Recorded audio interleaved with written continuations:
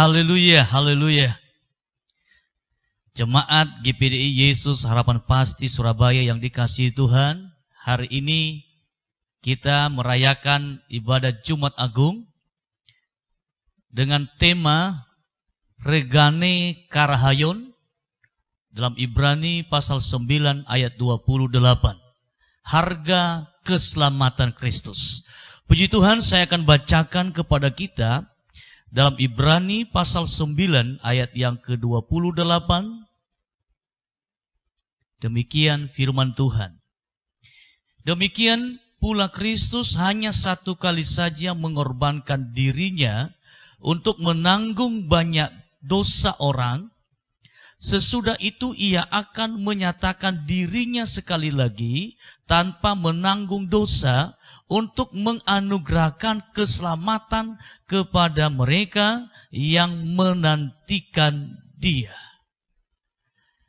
Puji Tuhan Bapak Ibu, sebagai ayat emas di Jumat Agung saat ini, yaitu berbicara tentang harga keselamatan yang telah Yesus berikan bagi kita. Di dalam ayat ini menerangkan hanya satu kali saja. Yesus mengorbankan hanya satu kali saja. Dia bawa darahnya sebagai darah pengampunan dosa yang dipersembahkan kepada Bapaknya. Tentu hal ini Bapak Ibu kita harus melihat dalam versi Perjanjian Lama. Bahwa sesungguhnya dalam hari raya Grafirat, hari raya pendamaian, yang biasanya sekali setahun para imam besar masuk ke dalam dengan membawa darah domba, darah binatang, dipercik di peti perjanjian. Dan darah inilah dioleskan di seluruh perabot yang ada di situ dengan mempunyai tujuan, yaitu menutupi atau menyembunyikan dosa. Dalam Perjanjian Lama hanya gambaran. Para imam membawa darah domba, darah binatang.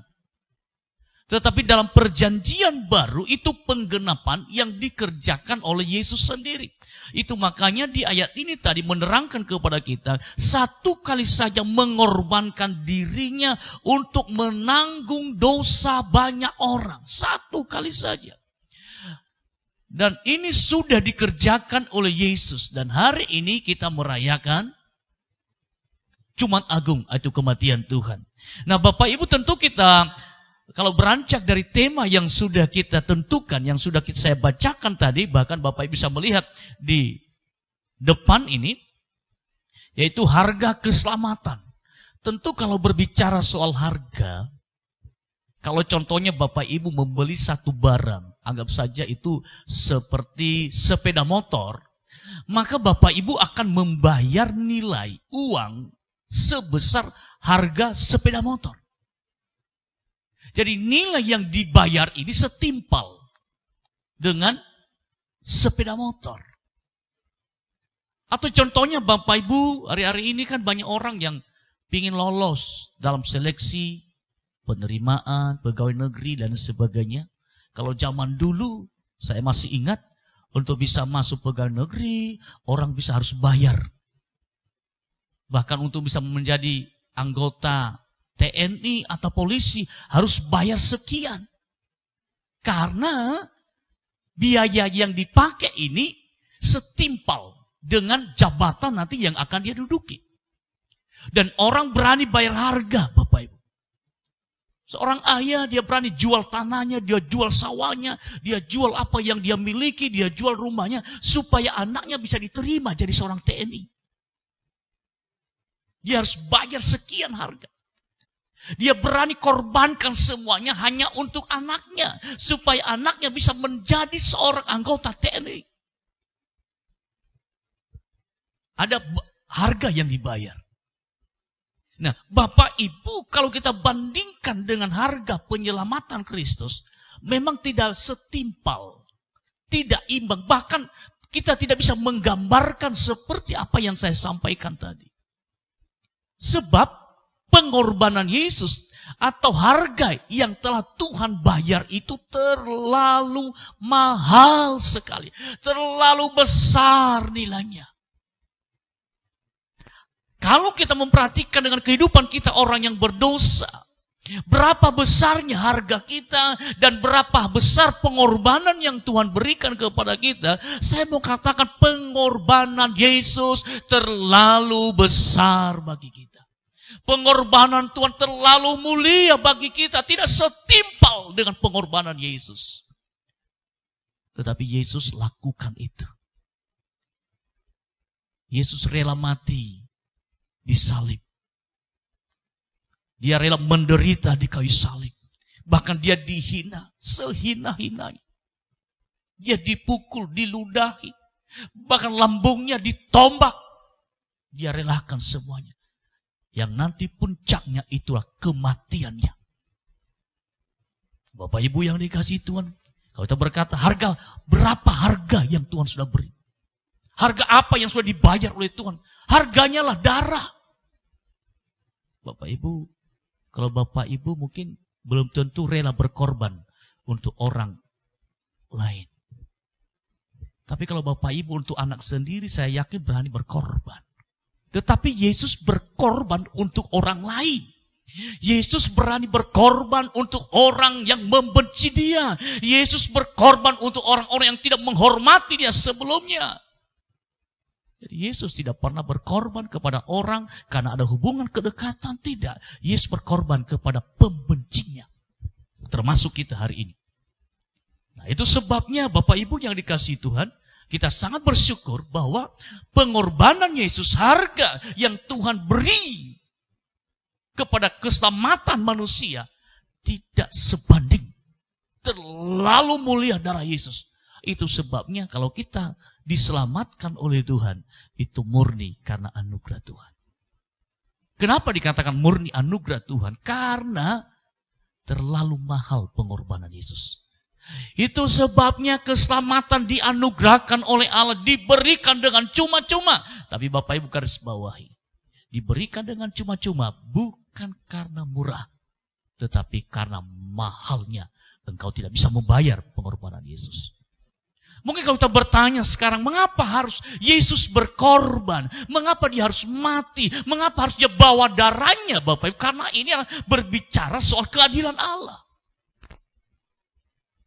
Karena kita tahu manusia telah jatuh dalam dosa, sudah tergadi dalam dosa, hidup dalam kegelapan dosa. Maka Roma 3:23 mengatakan bahwa upah dosa adalah maut. Maka semua orang yang berdosa harus mati, itu hukumnya, mati. Nah, penebusan dalam Kristus ini adalah berbicara soal memuaskan keadilan Allah. Saya akan bacakan dalam Roma pasal 3 ayat yang kelima di situ. Jelas dikatakan oleh Paulus dalam Roma pasal 3 ayat yang kelima. Tetapi jika ketidakbenaran kita menunjukkan kebenaran Allah, apakah yang akan kita lakukan? Tidak adil ke Allah? Aku berkata, sebagai manusia, jika ia menampakkan murkanya, sekali-kali tidak. Andai kata demikian, bagaimanakah Allah dapat menghakimi dunia? Dalam ayat yang kelima ini menunjukkan bahwa keadilan Allah yang diberlakukan, itu sebabnya Yesus harus mati menanggung dosa manusia. Karena hukum Allah, upah dosa adalah maut. Dan manusia telah jatuh tergadai di dalam dosa. Semua manusia sudah jatuh di dalam dosa. Atau dengan kata semua manusia harus mati di dalam dosanya. Nah, supaya manusia ini bisa hidup di dalam Tuhan, maka harus ada yang menggantikan. Yesus mati menggantikan kita. Yesus membayar. Yesus mengampuni dosa kita. Bapak Ibu yang dikasihi Tuhan. Yang pertama kita mau melihat di sini, bahwa harga yang dibayar oleh Yesus itu menghasilkan yang pertama pengampunan. Ya, yang pertama pengampunan. Jadi pengampunan yang diberikan Yesus kepada kita manusia itu adalah penganugerahan berdasarkan kemurahan. Garis bawahi, menganugerahkan berdasarkan kemurahan. Berarti sama sekali tidak ada yang manusia lakukan bagi Allah. Bukan karena manusia itu baik, bukan karena manusia itu adil, bukan karena manusia itu mengasihi samanya, tidak. Tetapi Allah menganugerahkan pengampunan dosa berdasarkan kemurahan hati Allah. Hari ini kalau kita bisa menikmati Paskah tahun ini, tahun 2020, itu karena berdasarkan kemurahan hati Allah. Hari ini pun saja Bapak Ibu, kita masih ditolong, dilindungi oleh Tuhan. Bahkan dunia sedang menangis dengan isu virus corona. Tapi kita bersyukur hari ini kita dilindungi oleh Tuhan. Itu berdasarkan anugerah Tuhan. Jadi harga keselamatan yang Tuhan beri kepada kita lewat darahnya itu menghasilkan yang pertama pengampunan dosa. Berarti kita diampuni dari segala dosa-dosa kita. Sama tadi dalam perjanjian lama, darah itu dioleskan di dalam peti perjanjian. Dengan mempunyai pengertian menutupi, menyembunyikan dosa. Sama dengan kematian Tuhan di salib. Darah Yesus mengampuni dosa kita. Dan yang kedua adalah berbicara tentang penebusan. Penebusan di sini adalah membebaskan dengan pembayaran harga. Saya baca dalam 1 Korintus pasal 7 ayat yang ke-23 di situ dikatakan di sini Bapak Ibu. 1 Korintus pasal 7 ayat yang ke-23. Kamu telah dibeli dan harganya telah lunas dibayar. Karena itu janganlah kamu menjadi hamba manusia. Berarti di ayat ini Bapak Ibu, Yesus membayar, menebus kita. Dia bayar dengan darahnya yang kudus. Bukan dengan barang yang fana, bukan dengan emas dan perak. Tetapi darahnya sendiri sebagai pembayaran yang sudah dikerjakan. Bukan kredit. Bukan utang. Tetapi cash. Lunas dibayar.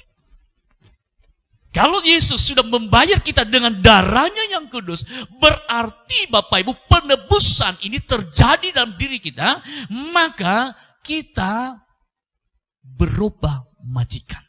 Dalam ayat yang sudah kita baca tadi, ayat 23, itu sebabnya jangan menjadi hamba manusia lagi. Dalam Roma pasal 6, di ayat yang ke-23, dikatakan di situ, di ayat yang ke-20, Roma pasal 6,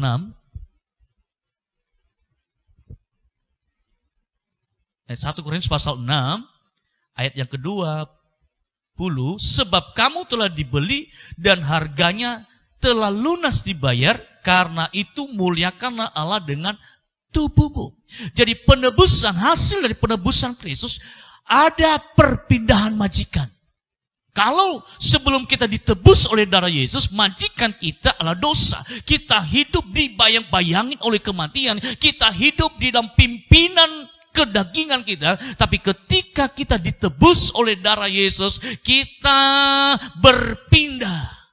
Bukan lagi majikan kita dosa, bukan lagi majikan kita iblis, tapi majikan kita adalah yang menebus kita. Tentu dalam hal ini siapa majikan kita? Majikan kita, dia yang telah membayar lunas dosa kita, yaitu Yesus. Bapak Ibu yang dikasihi Tuhan, perhatikan hal ini. Tuhan minta kepada kita, persembahkanlah tubuhmu. Jadi satu tujuan Allah mengapa dia harus menebus dosa kita, supaya tubuh kita ini kita persembahkan kepada Tuhan. Bukan seperti dulu sebelum kita bertobat, bukan seperti kita menerima Yesus. Tubuh kita persembahkan kepada kedagingan kita persembahkan kepada hal-hal yang tidak berkenan kepada Tuhan. Tapi hari ini persembahkan tubuhmu di hadapan Tuhan. Persembahan tubuh. Bapak Ibu perhatikan. Kita punya panca indera 5. Kita punya organ tubuh.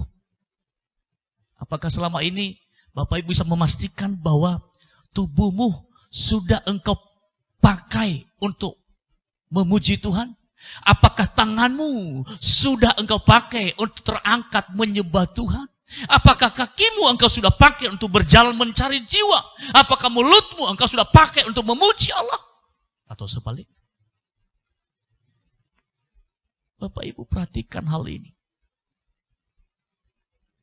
Tuhan menginginkan tubuh kita ini berkenan kepada Tuhan. Bagi Bapak Ibu yang sudah berumah tangga, perhatikan baik-baik hal ini. Apakah engkau sebagai seorang suami, engkau telah memakai tanganmu ini untuk memberi pujian kepada istrimu? Apakah engkau sudah memakai mulutmu ini dan memberikan kata-kata manis kepada istrimu? Jangan sebaliknya. Engkau pakai tanganmu ini untuk mengancam, apalagi untuk menampar istri. Apalagi engkau pakai mulutmu ini bukan kata-kata berkat, tapi engkau mengutuk, menghina orang lain. Di bulan Paskah ini, tahun ini, harus kita berubah. Karena Tuhan sudah menebus kita. Majikan kita bukan dosa, majikan kita Tuhan. Kalau majikan kita Tuhan, wajib kita hidup seturut dengan kehendak Tuhan. Puji Tuhan Bapak Ibu. Yang ketiga, hasil dari harga keselamatan yang Tuhan sudah anugerahkan kepada kita. Yang ketiga adalah menghasilkan pendamaian. Kalau berbicara soal pendamaian, berarti juga ada hubungannya dengan relasi, hubungan antara Allah dengan manusia. Tentu kita berkata, mengapa hubungan ini harus dibangun kembali? Bapak Ibu harus tahu benar bahwa ketika manusia jatuh dalam dosa, manusia tidak taat kepada perintah Allah, maka manusia putus hubungan dengan Allah. Dikatakan di dalam Roma pasal 3 ayat 10 di situ, Bapak Ibu, jelas dikatakan oleh Paulus bagaimana manusia semua telah jatuh di dalam dosa. Roma 3 ayat yang ke-10 dikatakan, seperti ada tertulis, tidak ada yang benar seorang pun tidak. Seluruh manusia tidak ada satu pun yang benar, sebab manusia telah jatuh di dalam dosa. Firman Tuhan juga menegaskan satu hukum mutlak, hukum yang normatif, bahwa manusia sudah jatuh di dalam dosa. Maka sudah jelas dikatakan di ayat yang selanjutnya, Bapak Ibu, dikatakan di ayat yang ke-23, karena semua orang telah berbuat dosa dan telah kehilangan kemuliaan Allah. Manusia telah kehilangan kemuliaan Allah. Yang ada kemuliaan manusia, yang ada kemuliaan dosa. Itu sebab ketika Allah membayar kita dengan darahnya yang kudus, maka menghasilkan pendamaian. Dan pendamaian ini hubungan yang rusak, hubungan yang sudah terputus antara manusia dengan Allah, dijembatani oleh salib Kristus. Salib itu jembatan kita yang bisa menghubungkan kita kembali antara manusia dengan Allah. Jadi salib itu ada yang vertikal, ada yang horizontal. Kalau yang vertikal itu ke atas, dari atas ke bawah, itu berbicara soal hubungan antara manusia dengan Tuhan. Kalau yang vertikal itu berbicara soal hubungan manusia dengan manusia. Dan hubungan itu sudah didamaikan oleh Allah.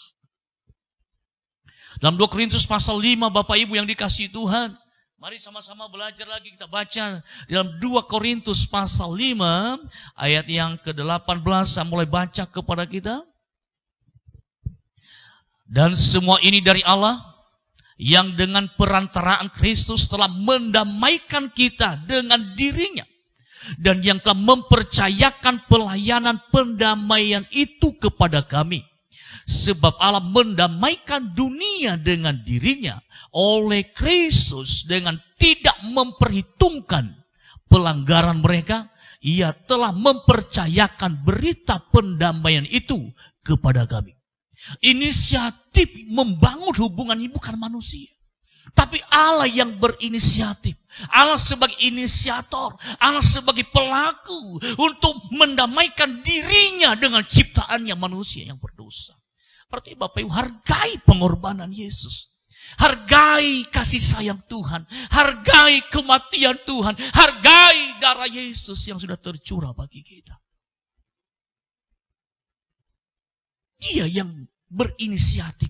Dia yang memulai membangun hubungan dengan Tuhan. Bapak Ibu, coba kita belajar dari kisah ini Bapak Ibu. Kita manusia, seringkali kita yang bersalah, kita tidak berani memulai untuk membangun hubungan kembali. Malah justru ketika kita bersalah, kita yang berbalik, kita yang semakin memusuhi dia, kita yang semakin menghina dia. Coba Bapak Ibu, apakah Bapak Ibu pernah berselisih dengan yang lain? Kalau pernah berselisih dengannya, coba pakai gaya Yesus. Yesus bukan Yesus yang memulai kesalahan. Manusia yang berselisih dengan Allah, manusia yang melanggar perintah Allah. Harusnya manusia itu yang datang kepada Allah, tapi dibuktikan dalam gaya firman Allah dengan versi Yesus. Bukan manusia yang datang kepada Allah, tapi manusia Allah yang datang kepada manusia. Luar biasa. Hari ini Bapak coba belajar. Kira-kira Bapak Ibu pernah gak menyakiti orang lain? Ketika Bapak Ibu menyakiti orang lain, apakah Bapak Ibu yang mengambil inisiatif untuk datang berdamai? Atau sebaliknya, orang lain menyakiti kita, apakah Bapak Ibu pernah berinisiatif untuk mendekati, untuk berdamai dengan orang itu? Mungkin boro-boro. Tapi ini yang harus saya sampaikan kepada jemaat GPDHP Surabaya. Ini yang kita teladani. Manusia yang salah, Yesus yang mau berdamai. Halo Bapak Ibu yang dikasihi Tuhan? Mau seperti Yesus? Di bulan Paskah ini, perhatikan. Siapa yang pernah menyakiti hatimu? Kalau engkau pakai gaya Yesus, mulailah engkau datang kepadanya, minta maaf. Sekalipun engkau tidak salah, engkau datang memaafkannya. Ini bulan pengampunan. Kematian Tuhan mengajar kita untuk berdamai satu dengan yang lain. Untuk apa engkau merayakan Paskah Jumat Agung, tapi engkau tidak berdamai dengan istrimu? Untuk apa engkau merayakan Jumat Agung, tapi engkau tidak berdamai dengan saudaramu? Tidak berdamai dengan teman-temanmu? Untuk apa? Yesus yang memulai. Bukan seperti lagu dunia, saudara.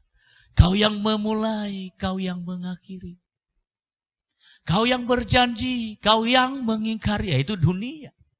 Tapi kalau dalam firman Allah, orang lain yang memulai permusuhan, tetapi kita yang berinisiatif untuk berdamai. Kita yang datang kepadanya, kita berkata, bro, mohon maaf ya, kalau tindakan saya selama ini mungkin menyakiti engkau. Mungkin saya minta maaf, mungkin perkataan saya mungkin tidak berkenan kepadamu. Bapak Ibu, kalau engkau lakukan itu di bulan ini, Yesus tertawa di sorga. Dia melihat engkau, dia senang melihat gayamu. Dan dia berkata kepada kita hari ini, GPDHP Surabaya, aku suka gayamu. Oh, haleluya. Amin Bapak Ibu. Yesus berkata, aku suka gayamu. Sebab kenapa? Kita yang memulai. Kita datang kepada orang yang pernah menyakiti kita. Mungkin engkau suami, mungkin istri pernah menyakiti engkau, tapi engkau suami yang duluan datang kepada istrimu. Engkau anak-anak, mungkin engkau yang menyakiti hati orang tuamu, tapi engkau yang duluan datang, Pa, Mam, I'm sorry. Ya, kebanyakan suami gengsi kalau minta maaf sama istri. Tapi Bapak Ibu, kalau Bapak Ibu mau diberkati, mau supaya Yesus tertawa, senang, dan dia berkata kepada kita, aku suka gayamu, tak usah jaga gengsi. Datang kepada istri, katakan, Mam, aku mau hidup seperti Yesus. Aku sudah menyakiti engkau, aku minta maaf. Atau, Mam, sekalipun engkau sudah menyakiti hatiku, tapi aku sudah mengampuni engkau, aku mengasihi engkau, aku mau berdamai dengan engkau. Maka pintu berkat tercurah bagi jemaat GPDHP Surabaya. Hari ini Bapak Ibu mulai belajar. Yesus mendamaikan dirinya dengan manusia. Itu hasil dari harga keselamatan yang Tuhan beri bagi kita. Dan yang terakhir Bapak Ibu adalah pembenaran. Pembenaran. Jadi ini dasarkan dengan hukum. Di mana-mana pun di negara kita Indonesia ini selalu berdasarkan hukum. Apalagi Indonesia adalah negara hukum. Didasarkan dengan hukum. Hukum, hukum. Dan sama juga Allah punya hukum dengan manusia. Dan hukum yang sudah Allah berikan, yaitu saya baca dalam Roma pasal 3 ayat yang ke-24. Roma pasal 3 ayat yang ke-24 dikatakan di situ, dan oleh kasih karunia telah dibenarkan dengan cuma-cuma karena penebusan dalam Kristus Yesus. Engkau telah dibenarkan. Itu oleh karena kasih karunia. Engkau telah dibenarkan dengan cuma-cuma, alias gratis. Karena penebusan di dalam Yesus. Mungkin perlu kita lihat dulu dasar hukumnya ini Bapak Ibu. Di dalam Roma pasal 2 ada hal yang perlu kita perhatikan di sini. Roma pasal 2 ayat yang ke-6 dikatakan di situ, ia akan membalas setiap orang menurut perbuatannya. Berarti segala perbuatan kita akan dibalaskan kepada kita. Kita sinkronkan atau kita coba versuskan dengan Roma 3 ayat yang ke-10 dikatakan di situ yang sudah saya baca tadi, seperti ada tertulis, tidak ada yang benar, seorang pun tidak. Berarti Bapak sesungguhnya setiap orang telah jatuh dalam dosa, sudah bersalah di hadapan Tuhan, maka dia harus dibalaskan dosanya itu kepadanya. Dia harus menerima pembalasan dari perbuatannya itu. Seharusnya seperti itu. Manusia berdosa hukumannya mati, maut. Apapun dosa yang Bapak Ibu lakukan. Dan saya percaya dengan hukum Allah dalam Roma pasal 3 ini. Tidak ada satupun manusia yang tidak berdosa, termasuk jemaat GPDHP Surabaya. Tidak ada satupun di antara kita yang tidak berdosa. Berarti semua kita sudah berdosa, maka kita wajib dihukum dengan pelanggaran kita itu. Wajib kita menerima hukuman karena pelanggaran kita itu. Dan hukum itu tidak bisa dirubah Bapak Ibu. Dan itu sebabnya lewat kematian Tuhan, harga yang sudah dibayar oleh Yesus di ayat yang sudah saya baca tadi kepada kita, di ayat yang ayat pasal 3, Roma 3, ayat yang ke-24. Saya baca ulang lagi. Dan oleh kasih karunia Allah dibenarkan dengan cuma-cuma karena penebusan dalam Kristus Yesus. Kristus Yesus telah ditentukan Allah menjadi jalan pendamaian karena iman. Dalam darahnya, hal ini dibuatnya untuk menunjukkan keadilannya. Karena ia telah membiarkan dosa-dosa yang telah terjadi dahulu pada masa kesabarannya. Maksudnya ialah untuk menunjukkan keadilannya pada masa ini supaya nyata bahwa ia benar dan juga membenarkan orang yang percaya kepada Kristus. Poin yang terakhir yaitu pembenaran. Tidak ada satupun manusia yang benar. Tidak ada satupun manusia yang tidak bersalah. Maka hukumannya harus dihukum menurut perbuatannya. Tetapi syukur kepada Yesus. Oleh karena darahnya yang sudah tercurah bagi kita. Maka dikatakan kita telah dibenarkan oleh karena darahnya di dalam iman kita kepada Tuhan. Berarti Bapak Ibu hari ini di hadapan Tuhan, kitalah orang yang sudah dibenarkan. Kita dibenarkan bukan karena kita benar, tapi kita tetap tidak benar, tetapi sudah dibenarkan. Sehingga kalau masuk di meja pengadilan atau secara hukum, dinyatakan bahwa jemaat GPDHP Surabaya tidak bersalah. Dinyatakan benar. Oleh karena kenapa? Karena pembenaran di dalam darah Yesus. Luar biasa besar pengorbanan Tuhan. Ini nilai daripada harga keselamatan ini terlalu mahal. Dia beri kita pengampunan. Dia tebus kita sehingga berubah majikan. Dia mendamaikan kita sehingga hubungan kita lebih baik lagi. Dan yang terakhir, kita dibenarkan. Secara hukum, kita benar. Kita bersyukur hari ini. Siapakah di antara kita yang tidak pernah salah? Kita banyak kesalahan. Tetapi Tuhan sudah mengampuni dosa kita. Bahkan dinyatakan bahwa kita sudah dibenarkan. Berarti apapun yang kau lakukan hari ini berkenan kepada Tuhan.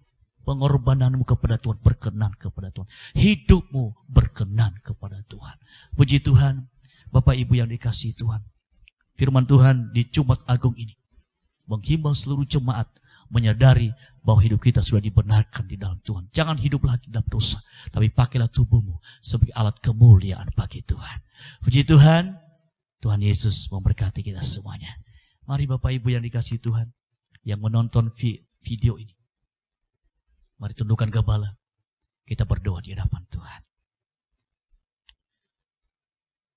Di Jumat Agung saat ini Tuhan, kami telah merasakan kebaikan-Mu, merasakan pertolongan-Mu, di mana Tuhan sudah mengampuni kami, di mana Tuhan sudah membayar dosa kami, di mana Tuhan sudah mendamaikan kami, Tuhan, bahkan di mana Tuhan juga sudah membenarkan kami.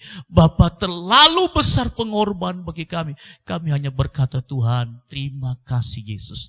Terima kasih buat pengampunan-Mu. Terima kasih buat pembenaran yang Tuhan sudah beri bagi kami. Sehingga hari ini kami adalah jemaat yang sudah dibenarkan oleh Tuhan. Kami juga komitmen untuk menjaga Tuhan, supaya hidup kami ini hidup yang mempermuliakan Engkau. Kami juga belajar Tuhan, seperti Tuhan, kami mau berdamai dengan yang lain. Kami tidak menunggu orang lain datang kepada kami, tapi hari ini kami mau datang kepada orang lain untuk meminta maaf, mengampuni. Biarlah berita pendamaian ini terus dibicarakan. Pakailah hidup kami, jemaat-Mu, supaya kami terus membawa berita ini kepada orang lain, supaya orang lain juga menikmati kedamaian daripada Tuhan. Terima kasih Tuhan. Mari teraikan firman-Mu semuanya. Dan Kau berkati seluruh jemaat-Mu yang telah mendengarkan firman-Mu. Terima kasih Tuhan. Terima kasih Yesus. Turunlah kiranya berkat anugerah dari Allah Bapa, cinta kasih sayang dari anaknya Yesus Kristus, persekutuan, kekuatan, penghiburan dari Allah Roh Kudus menyertai memimpin kita mulai saat ini sampai Maranatha. Dalam nama Yesus kami sudah berdoa mengakhiri firman-Mu hari ini.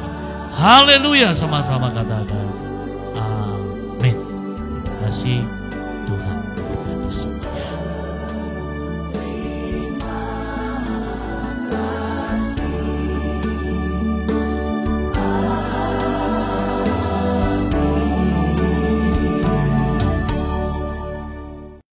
Shalom, jemaat GPDI Yesus Harapan Pasti yang berbahagia. Kita bersyukur sekali kalau pada hari ini kita bisa mengikuti ibadah Jumat Agung dengan begitu luar biasanya. Semua oleh karena berkat dan kasih Tuhan Yesus Kristus yang melimpah dalam kehidupan kita. Walaupun ibadah kita diadakan di rumah masing-masing, tetapi hal itu tidak membawa sukacita kita berkurang. Kita akan tetap semangat untuk melayani Tuhan. Puji Tuhan, jemaat kekasih yang diberkati Tuhan. Pada kesempatan saat ini, Wadi Humas Gereja akan menyampaikan beberapa pengumuman yang jemaat juga perlu ketahui. Yang pertama adalah kami akan menjelaskan masalah dana pembangunan di gereja kita. Saldo awal Rp1.388.300. Pemasukan Rp4.350.000. Sedangkan pengeluaran untuk pembelian bahan-bahan dan lainnya ada Rp5.179.000.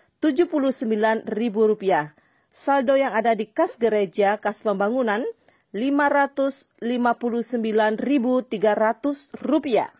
Nah, luar biasa.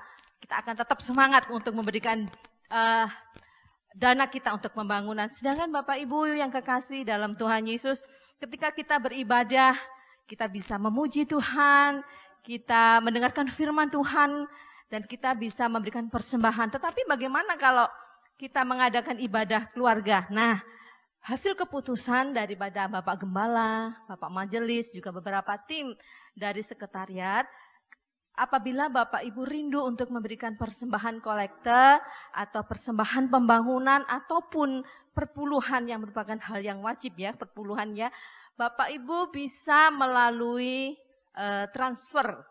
Bisa melalui transfer kalau Bapak Ibu mau memberikan persembahan atau bentuk pembangunan ke gereja, Bapak Ibu bisa transfer ke BCA 2581 nih ya, 993244 ke Ibu Lintuningsih. Sedangkan untuk perpuluhan Bapak Ibu langsung juga nanti bisa transfer langsung ke tabungan Bapak Gembala di BCA nomornya 2581798181 nih ya. Nah, langsung atas nama Bapak Tongoni Gulo sendiri. Nah, Bapak Ibu, ketika Bapak Ibu saya nggak punya untuk transfer ya, saya nggak, atau nanti kalau ke bank nanti ribet, Bapak Ibu bisa memanfaatkan untuk ditabung di rumah. Misalnya kita buat, nah disimpan kaleng seperti ini ya, Bapak Ibu ini untuk perpuluhan, ya udah uangnya aja dimasukkan perpuluhan. Ini perpuluhan saya minggu ini langsung aja dimasukkan ke kantong, ke kaleng perpuluhan. Bapak Ibu mau persembahan kolektan, ya daripada nanti katut uangnya katut-katut, Bapak Ibu masukkan aja kolekte Bapak Ibu. Nah masukkan. Ataupun untuk pembangunan, dana pembangunan, Bapak Ibu langsung aja. Yang disiapkan jangan ditunda, nanti ditunda hilang, nanti beli malah untuk beli bakso dan lain-lainnya. Masukkan, tutupnya. Bapak ini adalah beberapa mekanisme teknik yang untuk bisa Bapak Ibu siasati. Nanti kalau kita sudah ibadah di gereja, nah untuk kaleng perpuluhan diserahkan ke Bapak Gembala, untuk persembahan ke Bu Ari, nanti untuk yang pembangunan ke Ibu Mita, ya seperti itu ya prosesnya. Dan Bapak Ibu kami juga informasikan untuk minggu depan itu kita mau mengadakan ibadah kebangkitan Tuhan Yesus untuk Minggu tanggal 12 April 2020. Ibadah tetap diadakan, ibadah kebangkitan Tuhan Yesus tetap diadakan ya. Sekali lagi, tetap diadakan, tetapi hanya dipindahkan ke rumah masing-masing. Ya, Bapak Ibu di sana beribadah ke rumah masing-masing. Kita akan online kembali jam 8 pagi seperti biasa. Bapak Ibu bisa buka ke WA ya, seperti itu. Dan juga nanti kalau yang jemaat yang masalah persembahan, bisa kami sangat juga terbuka kepada seluruh yang pemirsa yang mendengarkan siaran ini. Ketika Bapak Ibu tergerak hati untuk pembangunan di gereja kami sangat terbuka sekali. Ya, gereja kami adalah di YHP GPDI Yesus Harapan Pasti di Jalan Dukuh Kupang nomor 6 di Surabaya. Lokasi kami berdekatan dengan Ex Doli ya. Dan itu nanti Bapak Ibu kalau seandainya yang mendengarkan, pemirsa yang lain-lain itu bertergerak, monggo silakan. Ya. Dan Bapak Ibu, ini ada beberapa yang telah kami sampaikan dan ini nanti untuk lengkapnya ya, lengkapnya.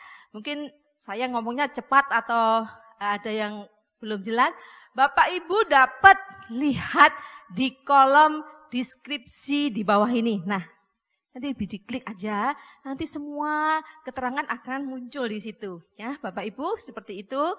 Kita berharap virus corona segera berlalu dan kita bisa beribadah ke gereja bersama-sama. Terima kasih Bapak Ibu, tetap semangat, tetap berdoa, dan kita tetap melayani Tuhan. Terima kasih Bapak Ibu, sampai jumpa. Immanuel, Tuhan Yesus memberkati.